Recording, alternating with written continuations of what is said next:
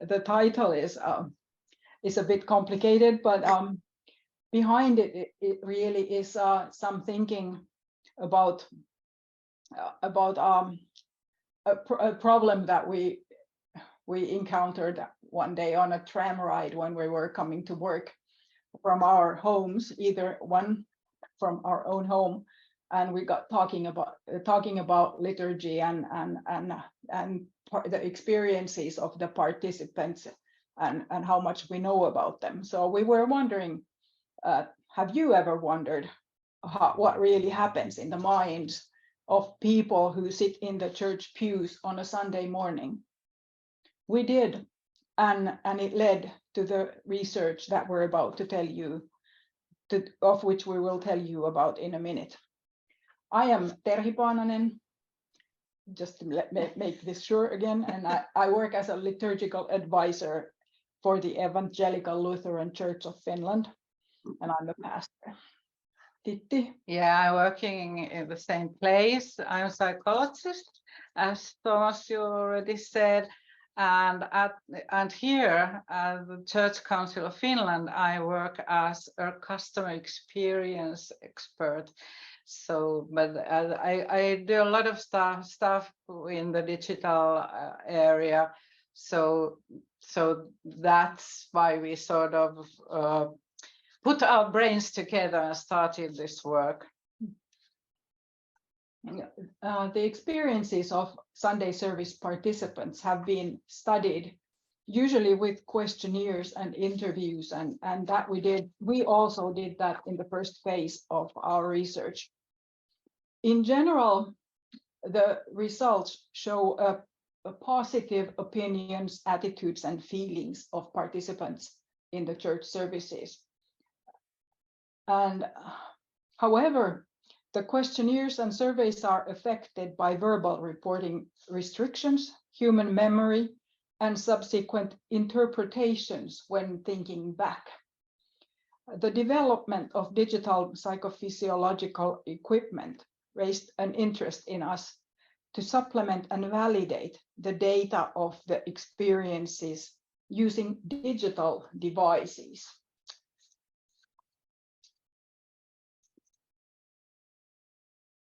Okay, and when we went there, when we started to think about how to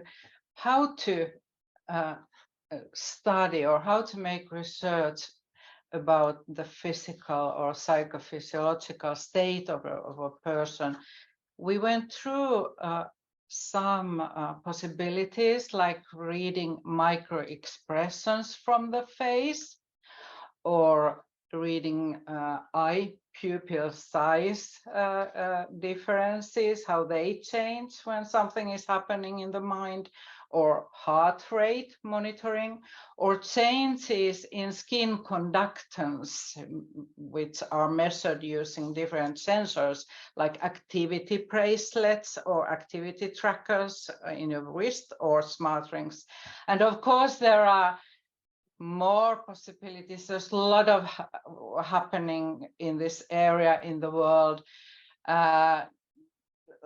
For example, it was a week ago when Elon Musk said that, okay, now he got the permission to start to, implant microchips on the brain cortex that's under the skull.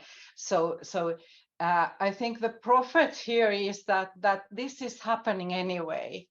There's a lot of research made regarding experiences, be it like concerts or sports happenings or whatever. So it's the question of if we want to join the team or not, because the technology is there, it's cheap, it's available. So what we did here, we ended up to use a smart ring called Moodmetric, and why we chose that was just that it was they were easily available and they were cheap to rent. So that was why because we didn't know what will happen, so we didn't have a lot of money for this. Okay, but now I have to go through a little bit regarding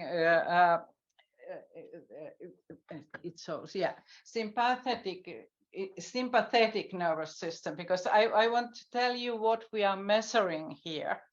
So human nervous system, or there are different parts, but this autonomic nervous system part is involuntary, it's unconscious. It differs from the other part where we decide to grasp a thing or speak out or do something. This is unconscious, taking care of our heart and breathing and food digesting and all that. And that part has two different system or subsystems. The other one is sympathetic. That's when digestion slows down, blood circulation increases, the adrenaline level is rising. It's what we call fight or flight.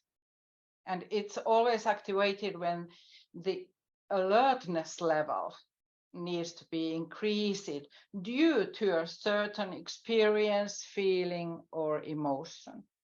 And the opposite, so kind of an opposite, is parasympathetic, which is when you digest your food, your blood circulation slows down, it's rest and digest.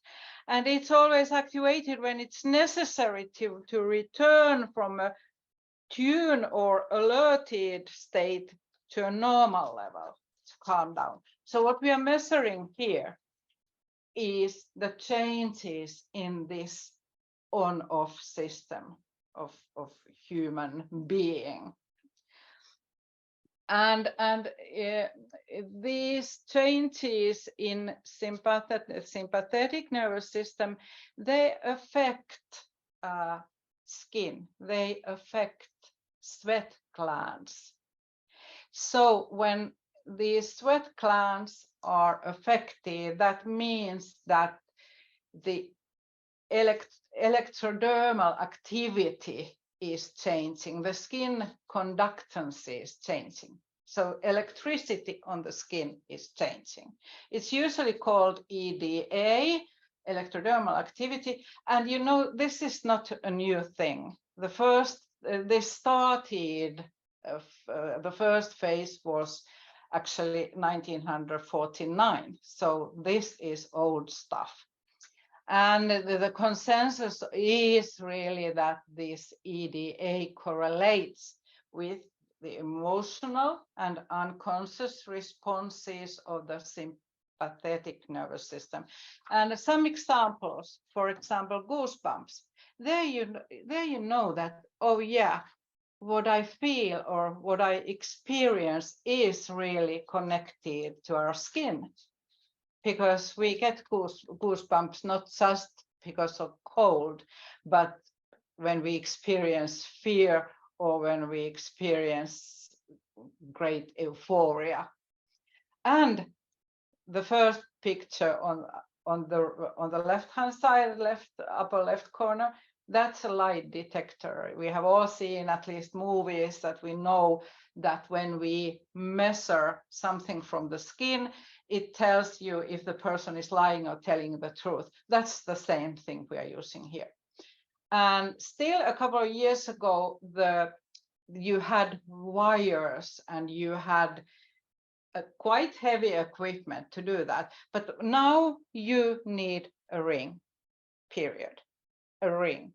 That will be attached to a mobile app at the same time or later, and the ring is collecting the data. So the world has really changed.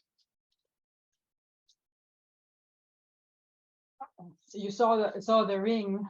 They're just normal ring size, but they have the stone is replaced with lots of digital equipment.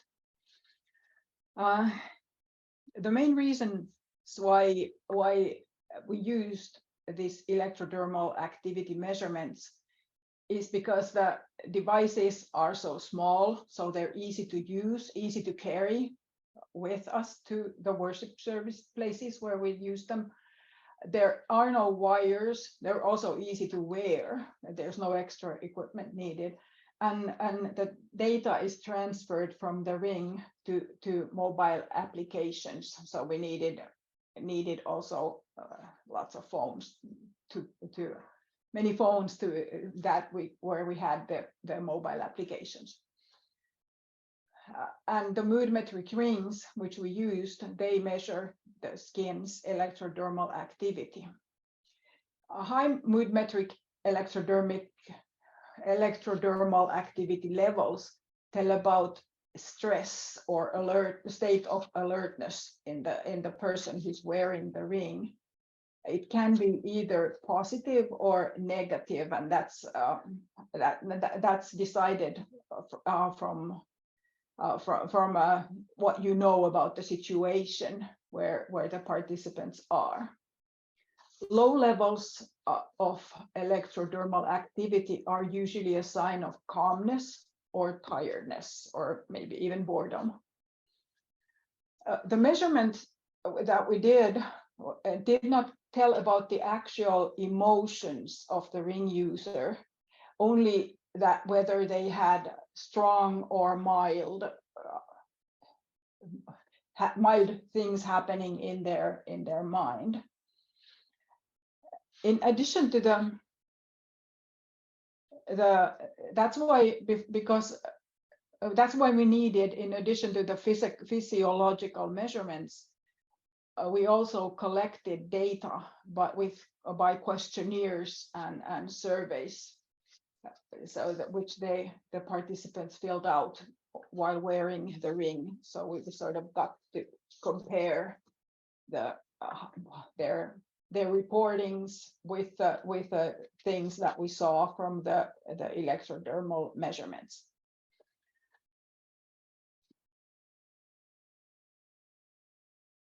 We did what we did. Seuraava dia. Oh, sorry. Okay. Seuraava dia means next slide, please. What we did was we went to 3 worship services. We had the rings for a period of 2.5 weeks, covering 3 weekends. So we collected data on 3 Sundays in 3 different worships. One of them was a Finnish development called Mass of Light. It's an alternative worship service, happens on Sunday evening at 5.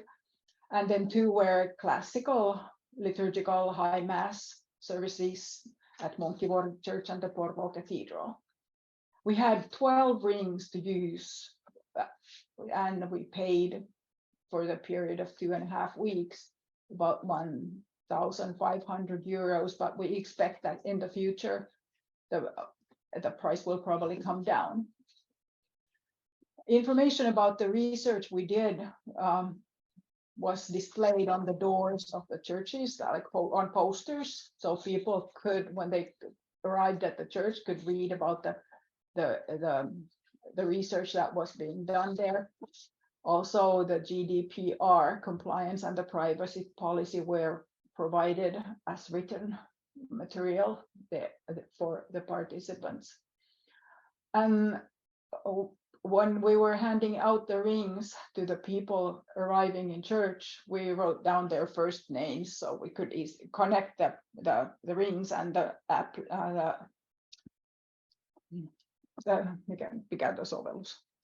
applications in the mobile phones together. And yeah, that's what we did. That's how the data was collected. After the worship, the next slide, the rings we collected got the rings back from the participants, and the rings were paired with the smartphone applications, and data was transferred to the mobile applications and onto the cloud where it can be reached. Yes. Okay, and the results, and then we have to run. Yes. Yeah. The left side is a reference picture from the mobile app. That's a person, that's like the day, that's like a watch or clock. So you can see 6 o'clock, there below and top 12. So it's 6 o'clock in the morning. It collects data all through the day, and another picture after 6 o'clock p.m. when the evening starts. And this is a reference picture from the company. So you can see at 6 o'clock, it's very near to the center, the picture, or the graphic sort of, we call these flowers. So the flower, like it's the person is very calm, actually, he or she is asleep. And then probably his or her alarm watch is, you know, ringing, and he's like, oh, should I wake up or something? And he falls asleep again, or at least he's like, oh, let's see if I want to get up. And then the hustle starts after 9 o'clock. You can see when these colors get darker, and he's really in a state of alertness and stressed and sort of tuned. And then the day goes, this is like a normal day. It goes like there are peaceful moments, and then there are, you know, we all have that, like everyday hustles, and you are a little bit stressed, and you are alerted, and you are like, okay, this problem has to be solved, and that, and so on.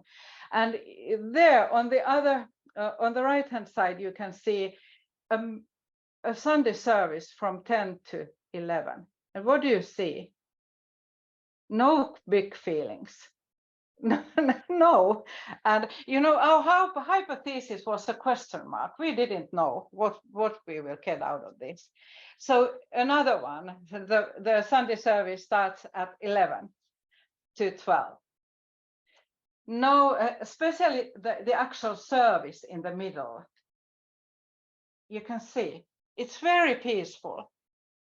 And what we found, and that was the surprise here, and the main point here, and the main result, they were all like this. And this is you will see a lot more. But anyway, this is the Sunday service starting. This is an evening service starting at 5 p.m. to 6, and then it ends at 6 because another table starts at 6. But it was a 1 hour mass. It was 1 hour Sunday service. And as you can see, there may be in the beginning, because they are approached by us, and we are giving the ring, and they are like, what's happening here? But the experience is quite peaceful, and there are no stress, there are no big good emotions or no big bad emotions. There are no big emotions going on. Sorry, Titti and Terhi, I don't want to raise your emotions too much, but we have to come to the end of your presentation. Yeah. And you maybe in a final minute or so, could you come to conclusions? Yeah. We're coming to the conclusion. So we're just showing these 3 slides with the faces where you see the flower petals sort of forming, showing the same kind of image in all the worships. Okay. And then, sorry, we're taking up so much time, but basically our results can be summed up by saying that the level of alertness was at its highest when the people were coming to church, arriving, and we gave them the rings. After that, the mode they calmed down, and the results reflect a state of mental tranquility. We even thought it could be thought of as being boredom, but it's on the questionnaires it comes out that the feeling was positive, so we interpret it as a one of positive tranquility. Mulla jo 2:nenkin käy. 3. Towards the end of the worship, especially during communion, the participants again show a more alerted mode or state in the pattern.